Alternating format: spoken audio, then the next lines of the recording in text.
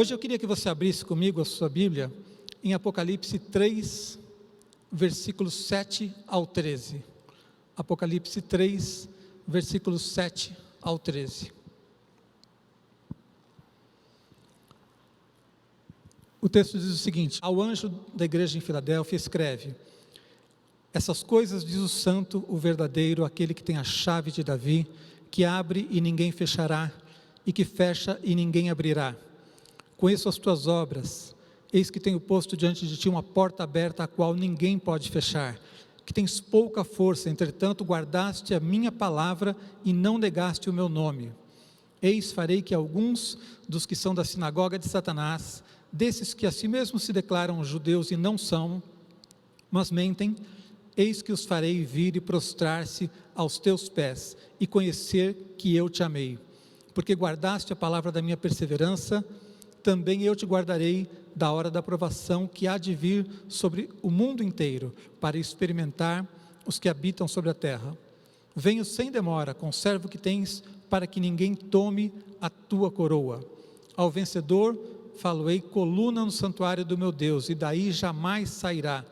Gravarei também sobre ele o nome do meu Deus, o nome da cidade do meu Deus, a nova Jerusalém, que desce do céu, vinda da parte do meu Deus, e o meu novo nome. Quem tem ouvidos, ouça o que o Espírito diz às igrejas. Amém? Nós vamos falar hoje sobre uma carta a uma igreja fiel. O apóstolo Lamartine tem pregado muito, ele sempre gostou de pregar, pregou muito sobre o Apocalipse, sobre a volta de Jesus. Nessa época da pandemia ele tem pregado mais ainda, escreveu recentemente um livro sobre isso, nos trouxe há 2 semanas uma palavra sobre como estarmos preparados para a vinda de Jesus, como é que nós devemos nos portar nesse tempo. E eu creio que essa palavra também vai trazer a você uma direção para isso, amém? Queria fazer uma pergunta para você. Hoje em dia a gente quase não usa cartas mais, não é? Hoje em dia só e-mails, mensagens de celular e etc. Mas se a gente usasse carta ainda, você gostaria de receber uma carta de Deus para você? Sim ou não? Uma carta para você, para a sua vida.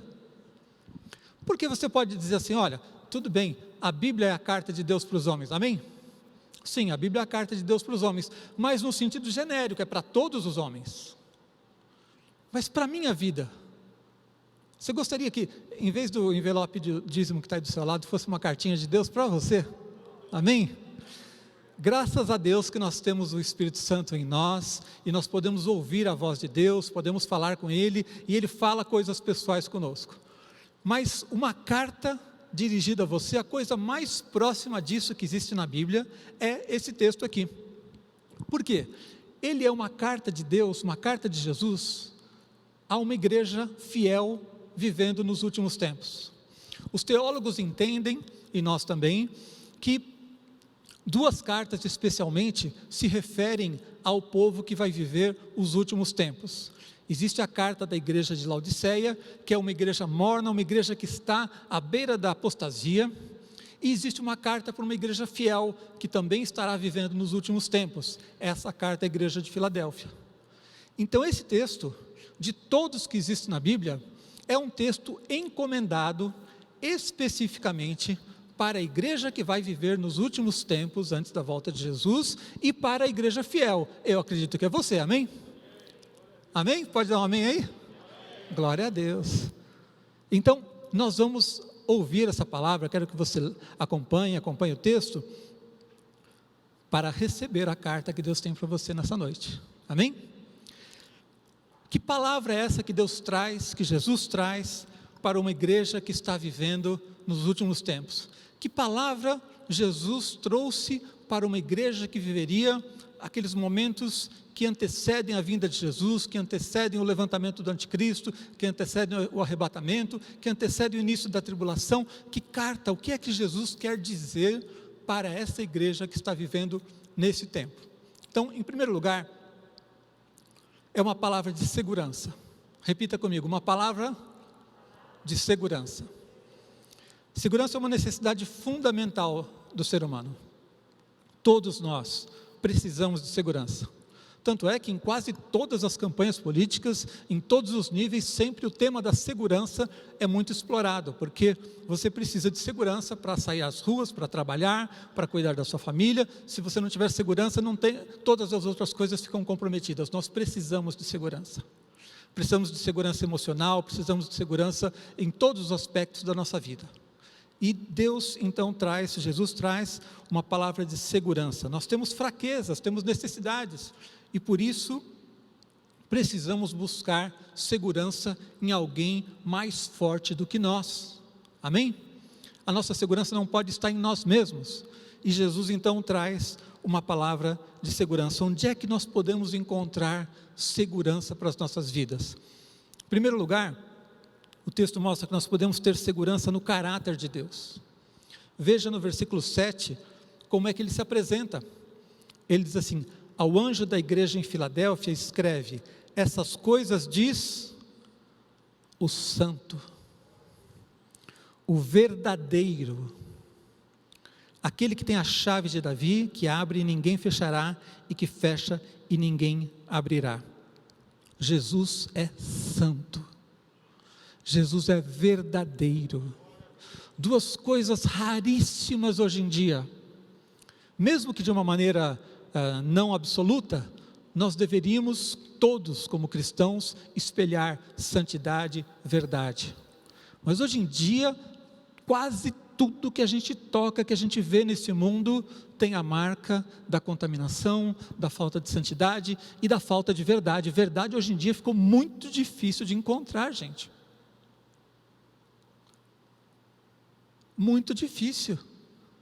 Nós temos, graças a Deus, a verdade na palavra de Deus, mas os nossos dias já são tempos de preparação para o anticristo, em que muitas vozes, muita confusão se levanta. Mas quando você confia em Jesus, você vai confiar num caráter pleno. Aquele que começa a falar, se apresenta nessa carta aqui dizendo assim: eu sou o santo, eu sou o verdadeiro. Amém?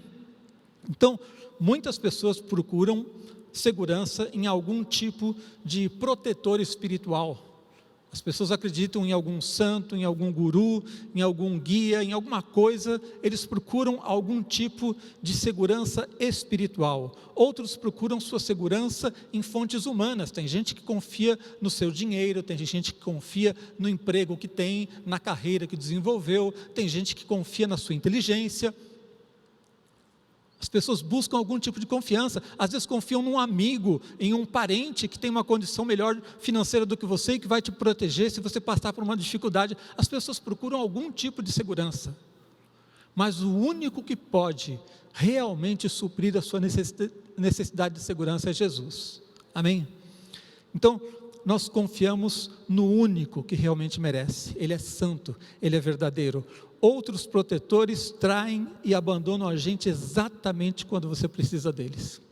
Quem já confiou em algum tipo de proteção que não foi eficaz na hora que você precisou? Por exemplo, alguém aqui já confiou no banco? O banco faz aquela propaganda bonita, não é? Eles estão com você, eles são seus amigos. Aí na hora que você precisa, você está endividado, você precisa de um empréstimo. Aí você vai lá no banco, eles dizem assim: olha, você precisa provar para mim que você tem condição financeira. Ele falou: não, eu não tenho, é por isso que eu preciso do empréstimo. Não, então você não pode receber o empréstimo, porque você não está bem financeiramente. É mais ou menos assim. Você paga todos os meses o seu plano de saúde, de repente num dia que você precisa, lá vem uma conta dizendo: ó, isso aqui não é coberto. Eu fiquei mais de um ano processando um plano de saúde, mais de um ano, porque era pequenas causas, que é rápido, tá? Para receber algo que eu tinha direito, porque o plano de saúde simplesmente não quis cobrir algo que estava dentro do meu direito. Então os protetores humanos falham. Talvez seus pais, seus amigos, alguém já tenha falhado com você, seu pastor. Muitas pessoas podem falhar conosco, mas quando você confia em Jesus, a palavra de segurança que Ele nos dá é que Ele é santo e verdadeiro. Amém? Nós temos segurança também na provisão de Deus. Final do versículo 7, depois do versículo 8, diz assim: conheço as tuas obras, eis que tenho posto diante de ti uma porta aberta, a qual ninguém pode fechar, que tens pouca força, entretanto guardaste a minha palavra e não negaste o meu nome. Então Deus não apenas tem o caráter, mas Ele tem o poder de abençoar. Ele é santo, Ele é verdadeiro e Ele tem o poder de abençoar. Então eu posso confiar na provisão que vem de Deus. Num ano tão complicado, tão bagunçado como esse que nós estamos vivendo, a única fonte de segurança que você pode ter completa, de provisão para a tua vida, é em Jesus. Amém? Então Ele tem o poder para realmente suprir cada uma das suas necessidades. Nós vivemos num tempo de muita escassez. E não é nem esse ano por causa da pandemia, nós vivemos uma época de escassez. Nós às vezes reclamamos da situação financeira, econômica do país, mas a maior parte das nações vive situações muito piores do que a nossa. Nós olhamos às vezes para os países mais avançados, ou a gente olha, por exemplo, para os Estados Unidos e pensa, puxa, lá é um país de oportunidades, que pena que o Brasil não é assim. Realmente, nós estamos abaixo deles nesse sentido, mas a maior parte do mundo vive muito abaixo de nós. Quando nós olhamos para o mundo, é uma época, é um tempo de escassez, de falta de recursos, de falta de portas abertas. O dilema dos jovens hoje é pensar assim, qual é a porta que vai estar aberta daqui a 5 anos? Qual é a profissão que eu posso seguir que ainda vai existir daqui a 5 anos? Porque às vezes o jovem está entrando numa faculdade agora e ele não sabe se dentro de 5 ou 10 anos tudo vai mudar e a profissão que ele escolheu não vai existir mais, ou vai perder muito espaço. Então é uma época de muita inquietação em relação aos recursos. No entanto, Deus diz que Ele tem uma porta aberta para você, amém? E Ele promete que a porta que Ele abre, ninguém vai fechar. Amém? Então nós podemos confiar na provisão que vem de Deus. Só Ele tem poder para abrir e fechar portas e para criar uma porta se não existir. Ele realmente é digno da sua confiança. Ninguém pode interferir nas coisas quando Deus age. Eu me lembro que há muitos anos, na época do governo Collor, logo depois da queda dele, o tesoureiro da campanha dele foi preso. Vocês se lembram dessa história, não é? PC Farias. E eu me lembro que no dia em que o PC Farias foi preso, ele estava dentro de uma casa junto com a sua vidente particular. E o repórter perguntou, mas você não é vidente dele? Por que você não avisou que ele ia ser preso? E a vidente disse assim, a gente vê as coisas, mas não pode mudar nada. Grande confiança essa pessoa. Grande confiança pode ter alguém, uma pessoa que diz, a gente vê as coisas, mas não pode mudar nada. Deus não somente vê, mas Ele conhece todas as coisas, Ele conhece o futuro, e Ele tem o poder de mudar sim, Ele tem o poder de abrir portas, de fechar portas, e de abrir a porta que você precisa, amém? Por isso a gente pode ter segurança. A gente pode ter também segurança na proteção e livramento de Deus. Veja o versículo 9 e o versículo 10. Segurança na proteção e livramento de Deus. Eis, farei que alguns dos que são da sinagoga de Satanás, desses que a si mesmos se declaram judeus e não são, mas mentem, eis que os farei vir e prostrar-se aos teus pés e conhecer que eu te amei. Porque guardaste a palavra da minha perseverança, também eu te guardarei da hora da provação que há de vir sobre o mundo inteiro, para experimentar os que habitam sobre a terra. Aqui Deus está prometendo, Jesus está prometendo segurança, proteção e livramento. Então, o texto nos mostra que não devemos temer qualquer tipo de oposição. Ele diz, olha, alguns vão se levantar contra vocês, mas eu estou do seu lado. Eu vou mostrar que vocês são meus e que vocês têm a minha proteção. E o texto fala do arrebatamento aqui. Ele diz que nós vamos ser guardados da hora da tribulação. Se Deus tem poder para te livrar da grande tribulação, Ele não tem poder para também te livrar dos pequenos ataques, das pequenas lutas que nós passamos nesse mundo, gente? Então Ele está prometendo para essa igreja que vive um tempo de angústias, que vive um tempo difícil, que vive um tempo de muita inquietação, que Ele tem proteção, livramento para as nossas vidas. Então o diabo está circundando a tua vida, ele está buscando brecha para te derrubar? Sim, mas você tem a proteção de Jesus sobre a tua vida, você tem o selo de Jesus sobre a tua vida, ele te livra de todos os ataques, as estratégias do diabo. Então o texto mostra que não devemos temer qualquer tipo de oposição. Em seus anos de existência, essa igreja já passou por muitas lutas, inimigos espirituais, oposição no mundo físico e espiritual, dentro da igreja, fora da igreja. Em todo o tempo, Deus nos guardou e nos livrou de todo e qualquer ataque do diabo, amém? E nós estamos aqui, como eu falei outro dia, um ano como esse, em que iniciamos o ano com aquela enchente que destruiu quase tudo que tínhamos aqui dentro. Quando preparamos tudo, estava tudo pronto, veio a pandemia e tivemos que fechar a igreja. Mal inauguramos a igreja, tivemos que fechar novamente. E estamos aqui pela graça de Deus, estamos aqui porque Deus tem provisão para as nossas vidas, tem para a tua vida pessoal também, amém? Então você pode confiar em livramento da parte de Deus. Se Deus nos livra até da grande tribulação, que dirá das pequenas lutas que passamos, amém? Segundo lugar, é uma palavra de alerta. Em primeiro lugar, vimos uma palavra de proteção. Agora eu queria mostrar para vocês uma palavra de alerta. Jesus, embora seja essa uma igreja fiel, ele dá um alerta porque há perigos.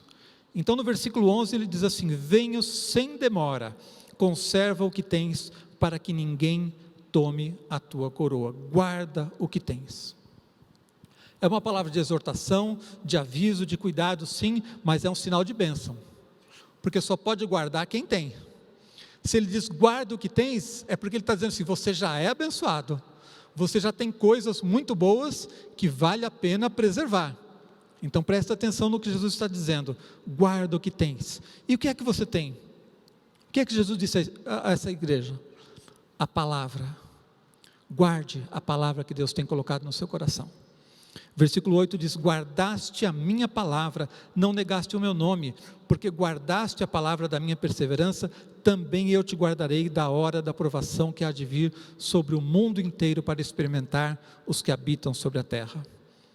Então essa carta, dirigida a uma igreja do tempo do fim, mostra uma necessidade urgente: guarde a palavra de Deus no seu coração. Você percebe que nós vivemos um tempo de confusão? Você percebe quantos ataques, como eu falei no começo, quantas vozes existem nos nossos tempos? Você percebe como as pessoas estão ficando fracas por deixarem de alimentar-se da palavra de Deus? Nós fizemos um teste hoje em dia em casa, abrimos os celulares para ver quanto tempo cada um de nós gastou no Instagram. Ele conta lá, ele vai denunciar. Se você estiver curioso, pode até pegar o celular enquanto eu estou pregando aqui. Aí vai lá nas configurações, tem um lugar lá que ele diz quanto tempo você gastou lá.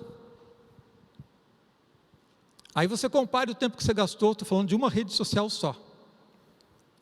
Compare com quanto tempo você passou orando. Compare com quanto tempo você passou lendo a Bíblia. E se você der um sorriso, eu vou ficar feliz por você. Se você guardar o celular quietinho, eu vou ficar preocupado. Mas nós vivemos tempos em que as pessoas têm muitas distrações, em que as pessoas perderam o hábito de ler. Poucas pessoas estudam a Bíblia. Eu me lembro que um dia eu preguei, foi sobre um dos profetas menores, eu não me lembro se foi sobre Miqueias ou Oséias, o texto, e quando eu acabei de pregar, depois na saída, uma irmã, há muitos anos aqui na igreja, me falou assim: pastor, que benção a sua palavra, nem sabia que tinha esse tal de Miqueias na Bíblia. Será que você também não sabe? Então, ele está dizendo assim: guarda a minha palavra. Essa igreja em toda a sua história foi marcada por ser uma igreja que busca fidelidade à palavra de Deus. Nós erramos como todos erram, nós corrigimos rota quando percebemos que estamos fora em alguma direção de Deus, mas nós sempre valorizamos a palavra de Deus. E eu quero deixar esse desafio para você: se você não tem o hábito de ler a Bíblia, se você não tem o hábito de meditar sobre a palavra de Deus, se você não separa tempo para buscar a Deus e ouvir a sua voz, você precisa rever isso hoje.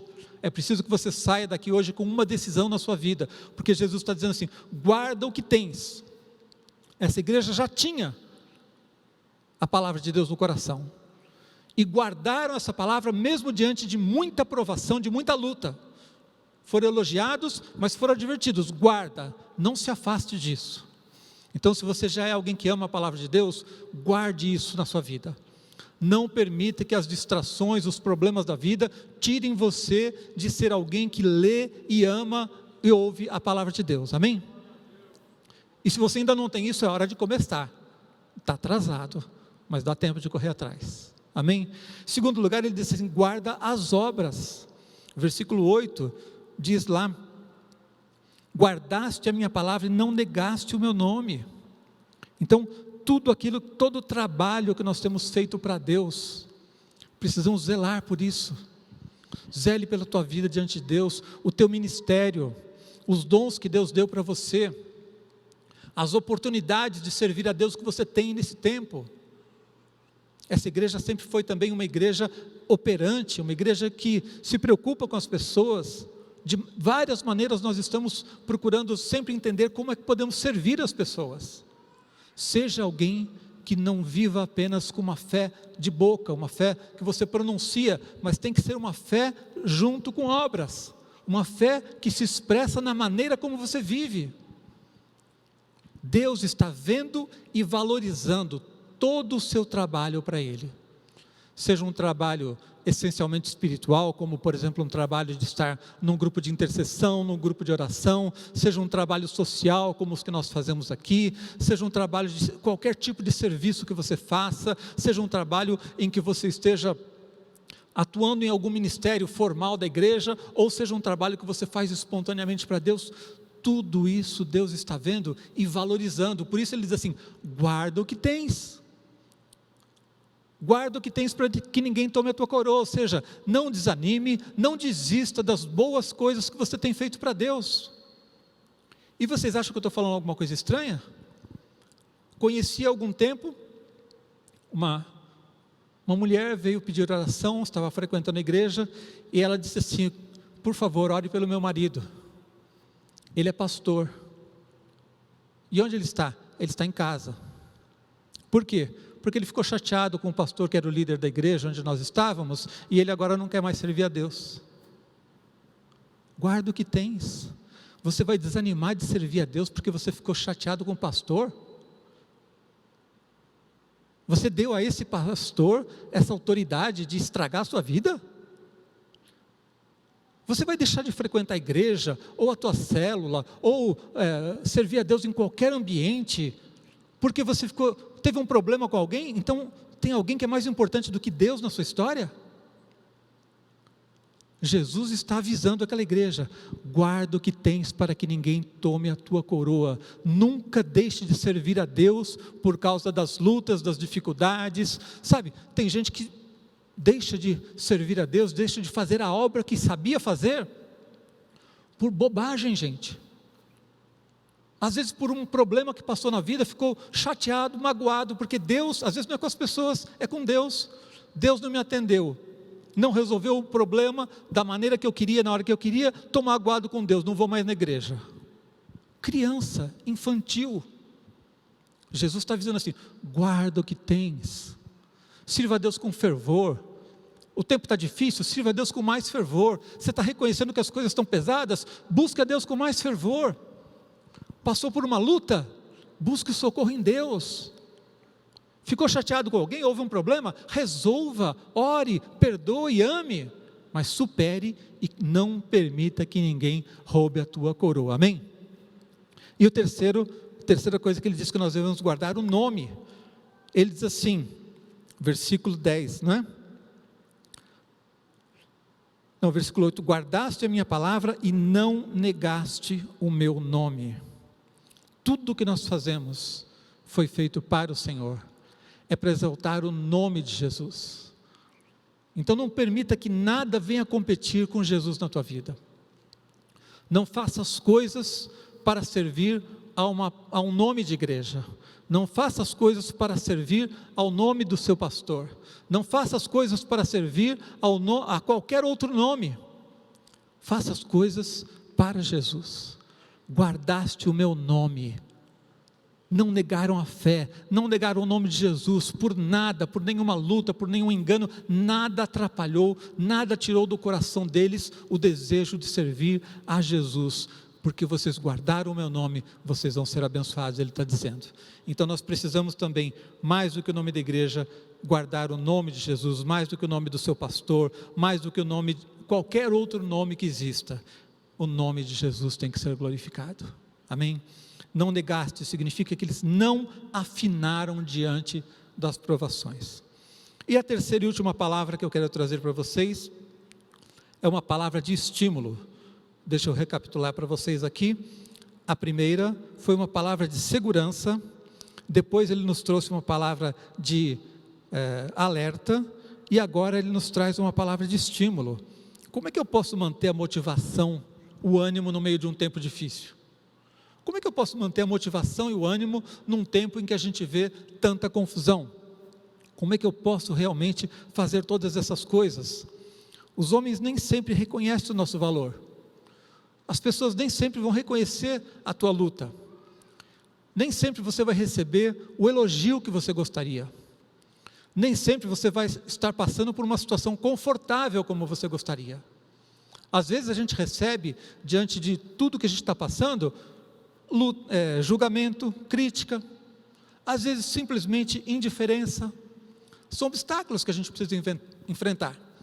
Como é que eu posso manter o meu ânimo, a minha alegria de servir a Deus? Sabe, talvez você tenha passado por uma grande luta esse ano e ninguém tenha visto. Ainda mais com esse distanciamento social que nós enfrentamos, talvez ninguém tenha visto, ninguém tenha percebido, ninguém tenha te socorrido no momento de uma luta que você passou. É bem possível que tenha acontecido isso com alguns de vocês. Como é que você guarda o seu coração e como é que você se mantém animado, fervoroso para servir a Deus? Como é que você enfrenta esse tempo do fim? Então, nós precisamos encontrar em Deus também. É Ele quem tem uma palavra de vitória para nós. É Ele quem tem uma palavra de recompensa, uma palavra de estímulo. E a primeira coisa que Ele faz é dizer que o nosso chamado é para a vitória. Veja o versículo 12. Ao vencedor, para quem? Ao vencedor. Ele está dizendo assim, ó, fique firme, esteja no grupo dos vencedores. Tem gente que vai cair, tem gente que vai ficar para trás, esteja entre os vencedores, meu amigo. Você foi chamado para vencer, amém? Ao vencedor, falo-ei coluna no santuário do meu Deus. Já não está bom? Coluna no santuário do meu Deus. Antigamente, pessoas importantes eram homenageadas colocando o seu nome numa coluna. Hoje em dia a gente coloca numa placa de rua, não é? Às vezes para homenagear alguém importante, vão lá e botam o nome da rua. Ter o seu nome como o nome de uma rua é grande coisa, né? Mas ter o seu nome como coluna no templo do meu Deus. E ele diz, jamais, daí jamais sairá. Quando alguém é homenageado aqui nesse mundo, às vezes vem o outro depois de um tempo e troca o nome e homenageia outro. Às vezes o nome do cara está lá numa instituição e aquilo ali acaba. As coisas desse mundo são passageiras, mas Deus para te animar, Jesus para trazer uma palavra de ânimo para você nesse tempo difícil do fim, Ele disse assim, ao vencedor eu farei coluna no templo do meu Deus, e daí jamais sairá. É uma posição eterna que Deus tem para você, amém? E Ele continua e diz assim, daí jamais sairá, gravarei também sobre ele o nome do meu Deus, o nome da cidade do meu Deus, a nova Jerusalém que desce do céu, vinda da parte do meu Deus, e o meu novo nome. Ou seja, tudo o que nós fazemos para Jesus nesse tempo difícil, está registrado, e você que é vencedor, amém? Estou falando com vencedores aqui, amém? Dá uma glória a Deus aí se você for vencedor. É para você essa palavra? Ao vencedor, todas essas coisas que são eternas, Jesus está te prometendo. Então, você perdeu alguma coisa esse ano? É passageiro. Você perdeu alguma coisa por amor a Jesus? É dessa terra, é porcaria. O que você vai ganhar é eterno, por ser fiel ao nome de Jesus. E ele fala justamente sobre a recompensa eterna, que é incomparavelmente superior a tudo o que você pode enfrentar nessa vida. Não existe sofrimento, luta, nada que a gente faça por amor a Jesus que possa se comparar à bênção que nós temos eternamente na presença dele. Então ele nos diz que todas as coisas estão guardadas, estão anotadas, e nós vamos receber dele. Ainda que você nesse mundo aqui esteja passando por lutas e dificuldades, ainda que às vezes as coisas estejam difíceis para você aqui, você tem uma recompensa eterna prometida para Deus, por Deus. E aí fica dramática a situação daquela pessoa que ficou em casa e desistiu de servir a Deus, né? Aquele pastor que está lá em casa chateado, pegou a bola, levou para casa e falou: agora ninguém brinca. E eu fico pensando, como é que a gente vai chegar diante de Deus um dia, lá na eternidade, e explicar isso para ele, dizer assim: não, mas foi o outro lá que pisou na bola, eu fiquei chateado por causa do outro, a culpa é dele. Não. Se você deixar de servir a Deus, de amar ao Senhor Jesus, se você deixa de buscar a palavra de Deus, se você deixa de fazer as coisas para Deus, de honrar a Deus com a tua vida, por qualquer tipo de desânimo, o que é que você vai depois dizer para Jesus? Mas se você está entre os fiéis, se você está entre os vitoriosos, você tem uma recompensa eterna, amém? E ele prometeu isso. Paulo em Romanos 8,18 diz assim: porque para mim tenho por certo, de que os sofrimentos do tempo presente, não podem ser comparados com a glória a ser revelada em nós. Os sofrimentos do tempo presente não podem se comparar com a glória eterna. O que Deus tem preparado para você é absolutamente diferente, superior ao que você tem nesse mundo. E olha que Paulo sofreu muito mais do que todos nós. Eu sempre digo, quem é que já sofreu um naufrágio por amor a Jesus? Pegou um barquinho para ir pregar lá no fim do Amazonas lá e o barquinho afundou. Quantos aqui já naufragaram uma vez? Paulo sofreu 3 e não desistiu. Quantos aqui depois do primeiro naufrágio nunca subiriam no segundo barco de novo?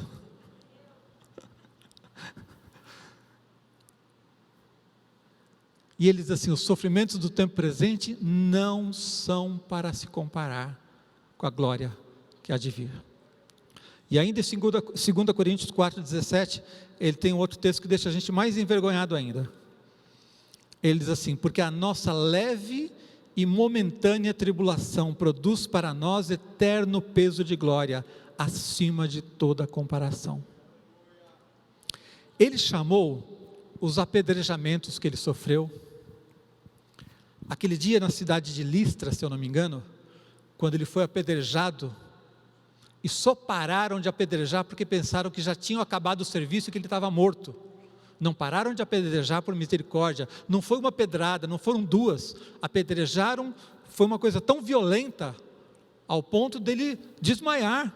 Por alguns segundos acharam que ele estava morto, não se mexia mais, só sangue. Então vamos embora, acabamos com Paulo. Viraram as costas, ele recobrou a consciência e se levantou, e entrou de volta na mesma cidade e continuou pregando. Era duro na queda.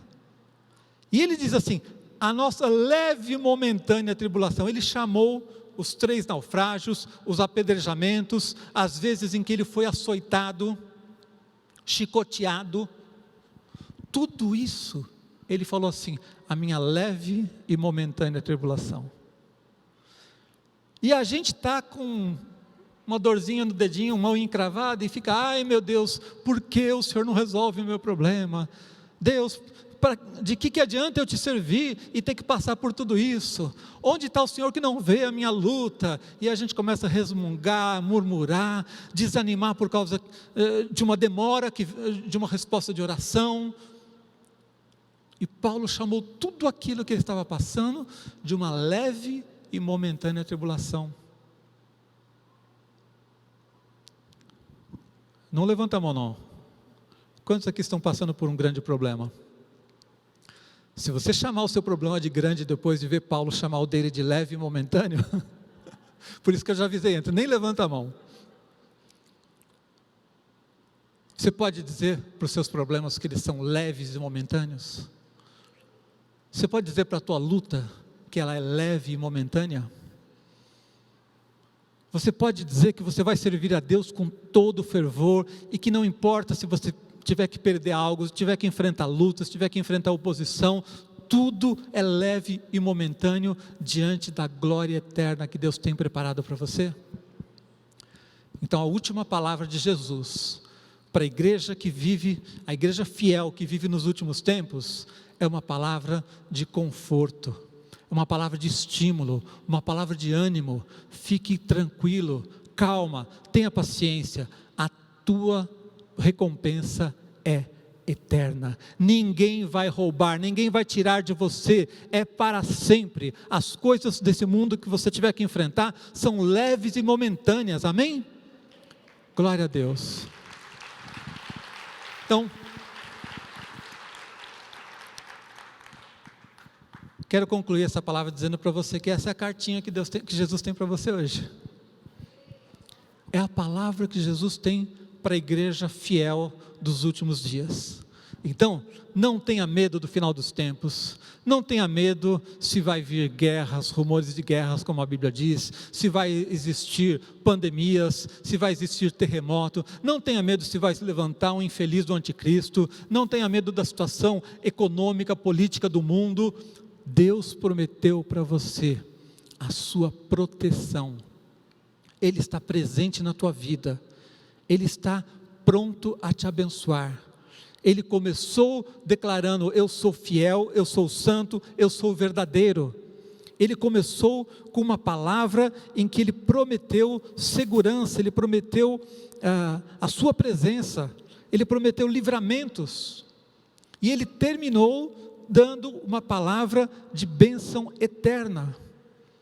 Em Jesus você pode ter segurança, você não precisa ter medo da vida, você não precisa ter medo do futuro, você não precisa ter medo de empreender, de criar, de sonhar, de nada. Você pode crer que a bênção de Deus estará sobre a tua vida, do começo até o fim, nesse mundo, e na vida eterna você vai receber a tua recompensa. Então viva essa vida aqui com ânimo, com alegria, com fé. Desenvolva a tua fé, desenvolva a tua vida para Deus, o teu ministério, o teu serviço a Deus. Seja ativo, operante. Não permita que nada abale a sua confiança em Deus, amém? Porque a única coisa que vale a pena nessa vida é servir a Deus, é estar na presença de Deus e servi-lo, que faz com que todas as coisas nessa vida tenham significado. Se a gente abre mão disso, se a gente está entre os derrotados, entre os que desanimam no momento da luta, o que é que sobrou? Mas você está entre os vencedores, amém? Queria que você ficasse em pé um instante. Quero orar pela sua vida. Quero fazer uma oração pela sua vida. Quero pedir que você abaixe sua cabeça, ouça a voz do Espírito. E o primeiro convite que eu faço a você é que você abra o seu coração para Jesus. A Bíblia diz que quando nós cremos no coração e confessamos com a nossa boca, nós somos salvos. Jesus morreu na cruz no teu lugar, Ele morreu por você, para te oferecer salvação. Sem Jesus, nós estamos perdidos nesse mundo.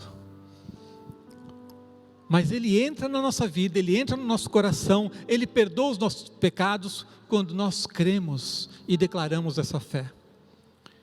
Então, se você ainda não fez uma oração, entregando a tua vida a Jesus, declarando que Jesus é Senhor da sua vida, se você ainda não convidou Jesus para entrar mesmo na tua vida, ou se você tem dúvida se já fez uma entrega de coração, e você quer hoje entregar o seu coração a Jesus, quer fazer uma oração confessando que Jesus é o Senhor da sua vida, levante a sua mão para que eu ore por você, onde você estiver. Glória a Deus por essa menina ali. Há alguém aqui que quer entregar a sua vida a Jesus hoje? Levante a sua mão bem alto para que eu possa ver. Se você, glória a Deus pela sua vida ali. Há mais alguém que eu não vi? Glória a Deus. Há alguém mais? Não deixe de fazer essa decisão. Glória a Deus pela sua vida aqui. Coisa mais importante de tudo hoje é que você dê um passo na direção de Jesus. E se você nunca deu esse primeiro passo, não tem essa certeza de que já o confessou como o Senhor da sua vida, você precisa disso. Não saia daqui sem fazer essa oração. Não tenha medo de entregar a vida para Jesus, porque Ele sabe como cuidar dela. Você não sabe, mas Ele sabe como cuidar da sua vida. Há mais alguém que quer entregar a sua vida a Jesus nessa noite? Levante a sua mão para que eu ore junto com você. Então vocês que levantaram a mão, continue com as mãos levantadas e ore comigo agora. Levante bem alto a sua mão e ore assim, diga: Senhor Jesus, eu confesso que Tu és o Senhor da minha vida. Eu reconheço que Tu és o Filho de Deus. Eu reconheço que o Senhor morreu na cruz, no meu lugar.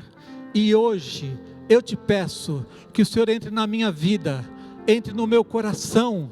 Eu Te peço que o Senhor perdoe todos os meus pecados, e que de hoje em diante eu comece a experimentar uma nova vida contigo, uma nova vida preparada por Ti, que a Tua bênção esteja sobre mim, e me ajude a dar cada dia passos na Tua direção. Conserta aquilo que eu estraguei, conserta aquilo que o diabo me roubou, traga a Tua bênção sobre a minha vida. Eu Te confesso como meu Senhor, para viver para Ti, por todos os dias da minha vida, no nome de Jesus, amém. Glória a Deus, pode aplaudir. Quero declarar sobre a sua vida, sobre você que fez essa oração hoje, essa é a decisão mais importante da vida, é o que marca a diferença entre estar perdido ou salvo, é o que marca a sua vida agora como sendo de fato filho de Deus. Agora você está protegido pelo sangue de Jesus. A graça de Deus está sobre a tua vida. Nunca desista desse caminho, cresça a cada dia, busque a direção de Deus, participe dos cultos, se alimente na palavra, na oração, para que você só cresça cada dia mais, amém? Queria orar com todos vocês agora. Queria que você colocasse sua vida diante de Deus. Nós vamos cantar um cântico de adoração, e enquanto a gente canta, eu queria que você meditasse, que você deixasse o Espírito de Deus falar com você, renovar o teu coração, para você sair daqui hoje com alegria. Você que talvez tenha, por algum motivo, por alguma luta dessa vida, ficado um pouco desanimado, abatido, que você hoje receba essa carta de Deus, dizendo para você que Ele tem segurança para a tua vida, que Ele tem promessas para a tua vida, que Ele tem bênção para você, que nesse tempo de tanta luta, tanta dificuldade, tanta confusão, Ele ainda é o teu Deus, e Ele tem portas para abrir, onde não existe porta, e quando Ele abre essa porta, ninguém vai poder fechar. Ele cuida da tua vida. Deixe o Espírito de Deus te renovar nessa noite, para que você saia daqui cheio de fé. Pai, no nome de Jesus, eu coloco cada vida aqui diante do Senhor agora, Pai. Muito obrigado, Deus, por cada um que está aqui, porque o diabo não teve vitória sobre essas vidas. Tua palavra diz que o inimigo, ele quer roubar, ele quer matar, ele quer destruir, e ele tentou fazer isso na vida de muitos aqui, mas não pôde, porque os teus planos não podem ser frustrados, meu Deus. O Senhor abriu portas nas nossas vidas, o Senhor nos socorreu nos momentos difíceis, na nossa angústia clamamos ao Senhor e recebemos a tua graça, a tua resposta. Hoje nós estamos aqui adorando ao teu nome, porque o Senhor nos tem sustentado, e eu quero declarar que tudo aquilo que já recebemos, que já conquistamos, nós vamos guardar, como a tua palavra diz, guarda o que tens para que ninguém tome a tua coroa.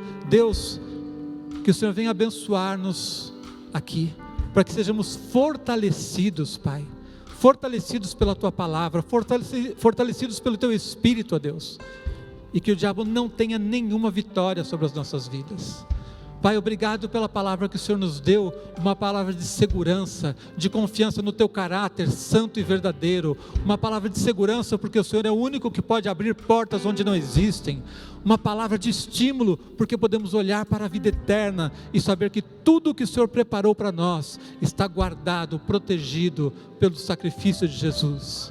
Deus, leva-nos ao sair daqui com uma consciência mais clara, ó Deus, da urgência desse momento, urgência de buscarmos ao Senhor, urgência de servirmos ao Senhor, urgência de nos alimentarmos dia a dia na palavra, na oração, para estarmos fortes, preparados para te servir nesse tempo de angústia, de tempo do fim, ó Deus. Que a Tua bênção seja sobre cada um dos Teus servos, Pai.